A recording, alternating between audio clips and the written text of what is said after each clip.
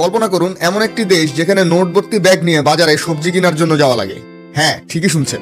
1991 সালে সোমালিয়ান কিছু র্যাবেল গোষ্ঠী বিদ্রোহ করে সোমালিয়া থেকে আলাদা করে সোমালিয়ান ল্যান্ড নামে একটি দেশ গঠন করে। কিন্তু প্রবলেম হলো কোনো দেশই তাদেরকে স্বীকৃতি দিল না। উল্টো বৈদেশিক বাণিজ্যে নিষেধাজ্ঞা, কোনো এক্সপোর্ট নেই, কোনো ইম্পোর্ট নেই, দেশের কোনো রিজার্ভ নেই। ফলে দেশের অর্থনীতি পড়ে এক ভঙ্গুর অবস্থায়। কিন্তু এখানকার নেতারা তখন পদক্ষেপ নিল, যত পারো নোট ছাপাও। আর এই সিদ্ধান্তটি হয়ে গেল দেশটির অর্থনীতির কপিনের শেষ পেরাক।